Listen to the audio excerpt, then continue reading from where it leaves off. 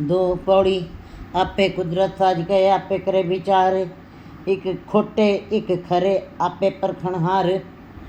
उस परमात्मा ने बड़ी, जब स्वयं परमात्मा मौज में आया है तब निर्गुण से सरगुण रूप धारण किया है।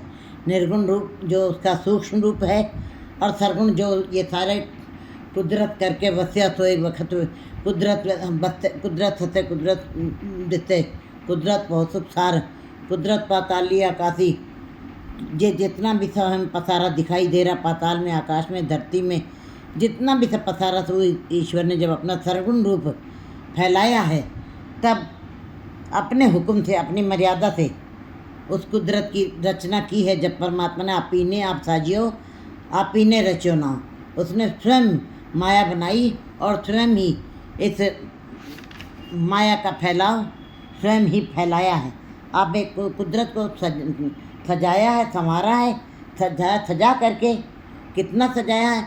ऊपर आकाश में तारे हैं, सूरज है, चंद्रमा है, धरती के नीचे पाताल लोक है, उसके अंदर से बहुत कुछ निकल रहा है, अनेकों खाद्य पदार्थ निकल रहे हैं।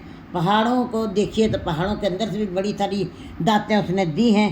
अपनी कुदरत को बहुत ही सुंदर ढंग से सजा करके जीवों के लिए उसने सुख और आनंद की एक दृश्य खींच दिया। सुख और आनंद देने के लिए सारी सृष्टि को सजा दिया है और ये आनंद और ये खुशी केवल मनुष्य के लिए ही है।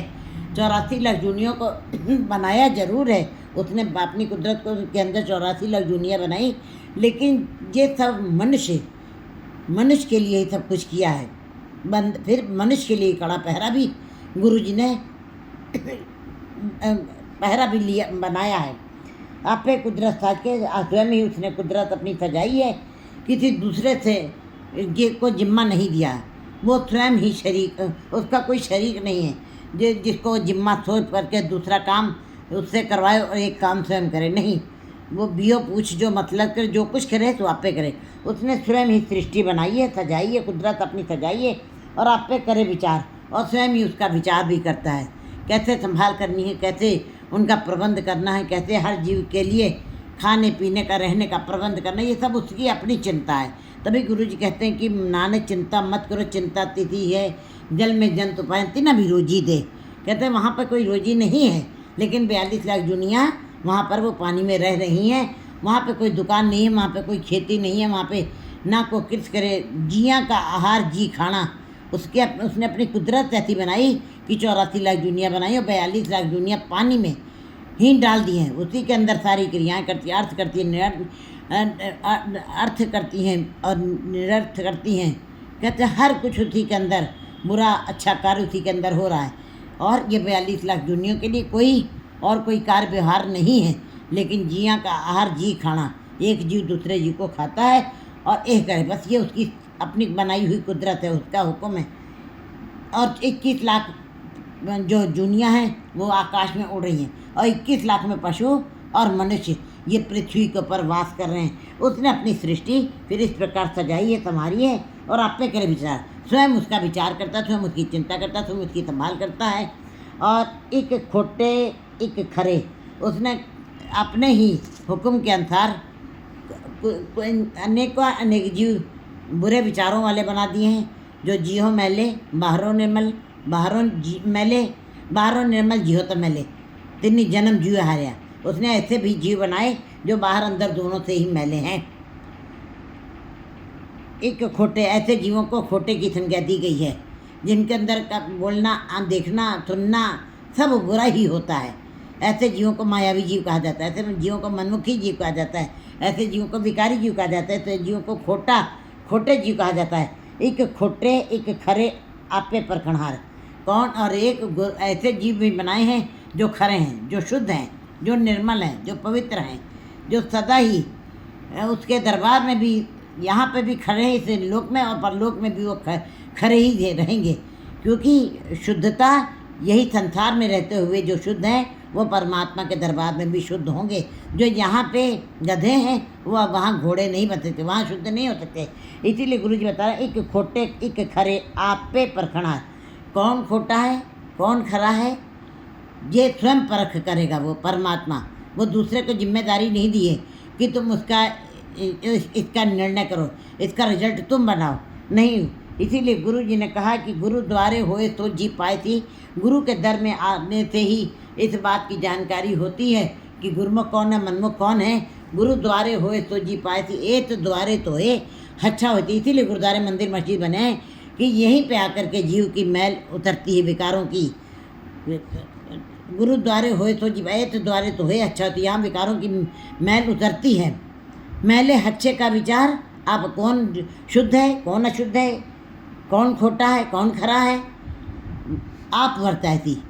वो स्वयं ही उसका निर्णय करेगा, कोई दूसरा उसका निर्णय, या स्वयं जीव स्वयं निर्णय नहीं कर सकता कि मैं खरा हूँ, मैं शुद्ध हूँ, मैं गुरमुख हूँ। नहीं, मैले हच्छे का विचार आवर्ती, मत को जाने जाए आगे पाए थी। कहते कोई ये ना कहे कि मैंने यहाँ पे स्वयं अपना रिजल्ट बना दिया कि मुझको मिल जाएगा, तब परलोक में जगह मिलेगी।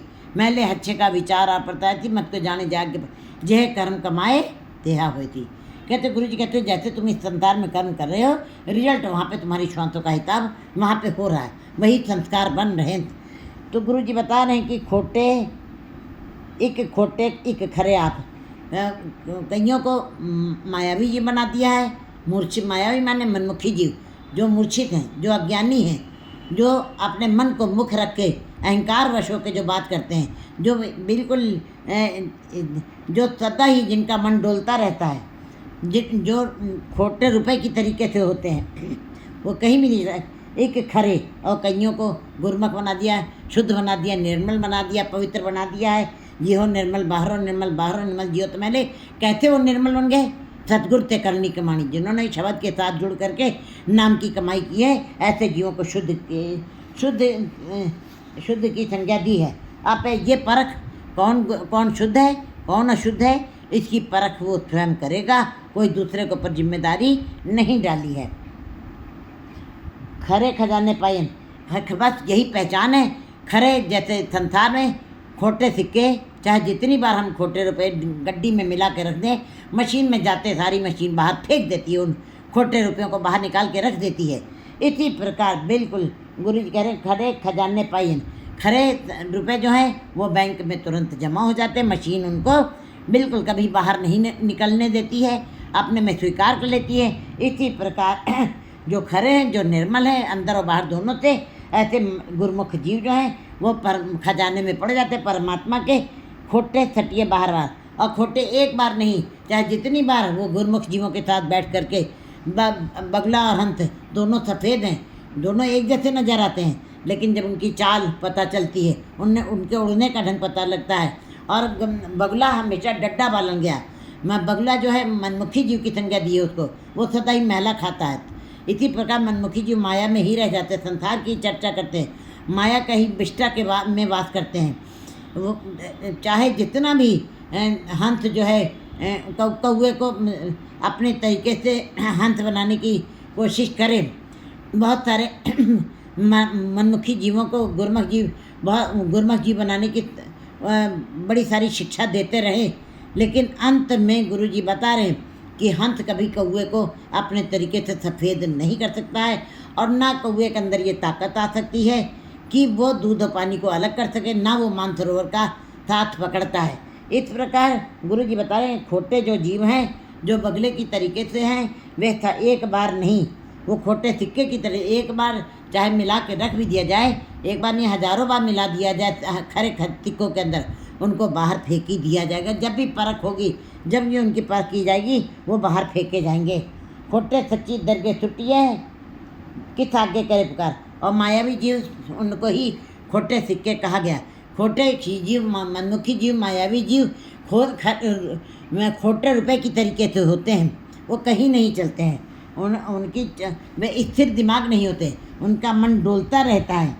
जो मायावी जीव होते हैं, इनके अंदर सदा ही चालाकी का भाव बना रहता है, बड़ी रहती है। ये कहते हैं गुरु जी बता रहे हैं कि जो मायावी जीव होते हैं, जो मायावी जीव हैं, खोटे सच्ची दरगे छुट्टिए बिन किस आगे पर करी पुकार, वो मूर्ख इंसान की तरीके से होते हैं। खोटे लोग जो हैं ये अंदर से और बाहर से बिल्कुल खाली होते हैं, अंदर और बाहर दोनों से ही खोटे होते हैं। मूर्ख इंसान बाँस की तरीके से होते हैं।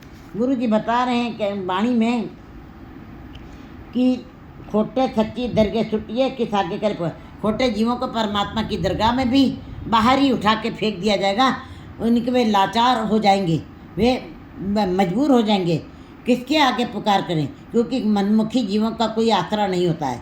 उनके लिए पीर पैगम्बर और लिए चाहे जितने भी देवी देवता हों, उनका आसरा कोई भी नहीं, क्योंकि वो दुविधा में रहते हैं, वो दुविधा में जीते हैं। इसलिए उनका कोई पीर भी नहीं होता है, उनका कोई औलिया भी नहीं होता है, उनका कोई गुरु भी नहीं होता है। इसलिए वो सदा ही भटकते रहते हैं। उनको वो किसके आगे पुकार करें, किसका आसरा पकड़े, जब वो अपने ही मन को मुख रखे, अपने ही अहंकार में जीते, अपने को मुख रखते हैं, आप अपने कोई सबसे मैं मेरी के भाव से जीते हैं, अपने कोई चतुर समझते हैं, अपनी इतिहानत अपनी चतुराई को सबसे ज़्यादा समझते हैं, तो ऐसे जीव सदा ही फिर आगे जब परमात्मा के दरबार में बाहर फेंके जाते हैं, तब किसके आगे पुकार करें, कोई आसरा नहीं बनता उनका। सतगुरु पीछे पज पे यह कर। बस गुरु जी ये निराश नहीं कर रहे हैं जीवों को, ये बता रहे हैं कि अगर जो ऐसी हालत हो चुकी है तुम्हारी कि तुम मायावी जीव बन चुके हो, तुम मूर्छित जीव हो गए, तुम अज्ञानी जीव हो, तुम दुविधा में रहते हो, तुम दुख भोग रहे हो, क्योंकि मनमुखी जीव दुखी भोगता है। मनमुखी जीव अंदर और बाहर दोनों से खाली ही रहता है। और तो इस प्रकार वो चाहे जितनी बार खड़े खजाने में जाके मिलना चाहे, गुरमुख जीवों की तरीके से बनना चाहे, फिर भी वो गुरमुख जीव नहीं बन सकता। उसको अपने आप ही खजाने पाइए खोटे से उनकी पहचान हो जाती है, उनकी चाल से, उनके उठने से, उनके बैठने से, उनके खाने से। गुरुद्वारे में बैठे भी पता चल जाता है कौन गुरमुख जीव है, कौन मनमुखी जीव है। इस प्रकार गुरु जी बता रहे हैं कि अगर जो किसी की जीव के अंदर ये इच्छा पैदा हो गई है कि मेरा भी गुरु के साथ मिलाप हो जाए, मैं भी गुरमुख जीव बन सकूं, तो गुरु जी कहते हैं सतगुरु पीछे भज पे। सतगुरु के पीछे तुरंत दौड़ लगा लो बड़ी शीघ्रता के साथ। ये मनुष्य जन्म है, मनुष्य जन्म मोले मिले न बारम्बार। कहते ये श्वासें बीत रही हैं और ये समय बीत रहा है, सतगुरु पीछे, सतगुरु के पीछे दौड़ जाओ, उनसे भेंट करो, शीघ्रता शीघ्र चले जाओ। यह करनी था, बस यही करनी जो है, यही सार तत्व है। इसके सहारे ही तुम्हारा जीवन बदल सकता है, तुमको परमात्मा की दरबार में जगह मिल सकती है। सतगुरु के पीछे तुमको सतगुरु से भेंट करनी पड़ेगी। सतगुरु को क्या है, सतगुरु शब्द गुरु सूरत धुन चेला। शब्द गुरु के अंदर प्रीत लगानी है, ध्यान को लगाना है और अपने ध्यान को उस शब्द के अंदर लगाना है, परमात्मा की दरगाह में तुम्हारी पहुंच हो जाएगी। सतगुरु खोटे खरे, फिर सतगुरु के शब्द के साथ जो कोई जुड़ जाते हैं प्रेम से, विश्वास से, श्रद्धा से, फिर सतगुरु त्रुट जाता है, उनके ऊपर खुश हो जाता है। खोटे खरे करे, वो खोटे को खरा भी कर देता है। जबकि हंस के पास कौआ चाहे जितनी बार आ जाए, वो बहुत कुछ करने की कोशिश करे, उसको बगले को हंस बनाने की कोशिश भी करे, लेकिन फिर भी बगला एक दो जगह पे आकर उसको भी वो सदा ही मैला ही खाएगा। चाहे जितनी तरीके से भी वो अपने रंग में ढालने की कोशिश करे, अपने गुणों को उसके अंदर डालने की कोशिश करे, लेकिन हंस तो फिर भी किसी सीमा तक बगले को अपने तरीके से बनाने की कोशिश कर सकता है, लेकिन कर नहीं पाता है, क्योंकि बगले में ये गुण नहीं है कि वो दूध और पानी को अलग कर सके। चाहे जितना भी हंस की संगत में रहे, वो मानसरोवर का साथ नहीं पकड़ेगा, वो सदा अपने ही मैले वाले कीचड़ में रहना चाहता है। इसका मतलब गुरु जी बता रहे हैं कि सतगुरु खोटे खरे, लेकिन सतगुरु एक ऐसा हंस है। सतगुरु के पास आने से चाहे जितने भी कांव की तरीके से काला इंसान हो, चाहे बगले की तरीके से, चाहे जितना भी अंदर से खोटा इंसान हो, विचारों से मैला इंसान हो, सतगुरु के पास अगर जो कोई आ गया है, सतगुरु अपने शब्द के द्वारा बिना ईर्ष्या द्वेष के भाव से उनको खोटे से खरे कर सकते हैं। और अगर जो कोई जीव आ करके फिर श्रद्धा विश्वास के साथ अगर जो गुरु के चरणों में आके सेवा कर जाता है, मन से, श्रद्धा से, विश्वास से, तो गुरु चेले की जगह गुरु का भी स्थान प्राप्त कर सकता है। ये भी गुरु जब टूट जाता है तो उसको अपना स्थान दे देता है। ये बहुत बड़ी अवस्था है। गुरु जब टूट जाता है सतगुरु खोटे करे, इसलिए सतगुरु जो है खोटे जीवों को भी खड़ा कर देते हैं। शब्द सवारण कैसे होते हैं? शब्द के साथ ही सवारे जाते हैं। जो शब्द के साथ जुड़ जाते हैं, गुरु शब्द है, उसके साथ जब जुड़ जाते हैं तो गुरु खुश होकर के शब्द के साथ जुड़े हुए जीवों को उनको संवार देता, अपने जैसा कर देता है।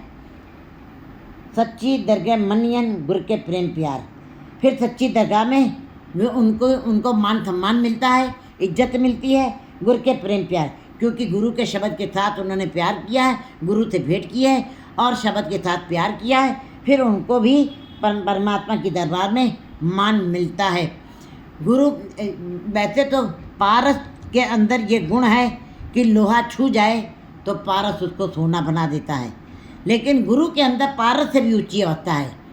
कहते हैं गुरु पारस हम लोह, कहते गुरु पारस ऐसा है हम लोहा हैं, लेकिन पारस के साथ लोहा छुए तो सोना केवल बनता है, लेकिन गुरु ऐसा पारस है जिसके साथ अगर जो शब्द के साथ प्रीत करके कोई हृदय से मन से प्रीत कर ले जाए शब्द से, तो गुरु अपने जैसा ही बना देता है, अपने जैसा ही पारस बना देता है उसको भी। ये बहुत बड़ी अवस्था है। फिर वो चेला नहीं रह जाता, वो गुरु का स्थान धारण कर लेता है। जैसे कि गुरु नानक देव जी के दर में भाई लहड़ा जी आए और 7 साल केवल सेवा की है, हुक्म मनिए सुख पाइए, हुक्म की पालना की है। और अंतिम समय में गुरु नानक देव जी ने अपने चेले को बिच्चों मार कढ़ियाँ बुराई सारी निकाल करके, खोटापन निकाल करके, और उस भाई लैणा जी को अपने अंग के साथ लगा करके सारे विकारों से मुक्त कर दिया है और दूसरे गुरु अंगद देव जी बन गए हैं, गुरुता गद्दी दी है। इसका मतलब गुरु के अंदर इतनी ताकत है, वो अपने जैसा बना देता है जो प्यार करते हैं। फिर शब्द थी गणत तेना की दी को क्या करे जो आप पे आप बख्शे करतार। ऐसे जीवों की गिनती नहीं की जा सकती। फिर जिनके ऊपर परमात्मा स्वयं कृपा कर देता है उनकी गिनती मिनती नहीं रह जाती है, वह परमात्मा का ही स्वरूप हो जाते हैं, वो एक रूप हो जाते हैं परमात्मा ही। परमात्मा के साथ गणत तेना दी कोई क्या करे, उनकी गिनती कथना कथी न आवे तोट कथ कथ कथी कोटि कोट कोट। फिर कहते हैं गिनती मिनती क्यों नहीं रह जाए, क्योंकि परमात्मा गिनती मिनती में नहीं आता है। परमात्मा अतुल्य है, परमात्मा बेअंत है, परमात्मा अथाह है, अनंत है। तो जो गुरु के शब्द के साथ जुड़ जाते हैं वो भी बेअंत क्या रूप हो जाते हैं, वे भी बेअंत हो जाते हैं, वे भी अथाह हो जाते हैं, वो भी उनकी भी ये गिनती मिनती अतुल हो जाती है।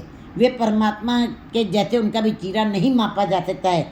क्या करे जो आप पे बख्शे करता, जिनके ऊपर तुरंत परमात्मा कृपा करके जिनको बख्श देता है, फिर उनकी भी गिनती नहीं की जा सकती है। उनके ऊपर आप परमात्मा कृपा अपने जैसा ही अपने अर्थात क्षमा किया है और उनके कर्मों की गिनती कोई नहीं रह जाती। चाहे जितने भी बुरे कर्म किए हों ऐसे जीवों ने, मनमुखी जीवों ने, जिनके द्वारा जिनको जो खोटे थे, मनमुखी थे, लेकिन अगर जो परमात्मा ने उनके ऊपर कृपा कर दिए, बख्शिश कर दिए, तब उनके खोटे कर्मों की कोई गिनती नहीं होगी, ना उनको उनकी सजा मिलेगी। वो स्वयं परमात्मा उनके अवगुणों को जैसा बालक भाई सुभाल लख अपराध कमावे, कर उपदेश छिड़के वो पाती बहुड़ पिता कर लावे।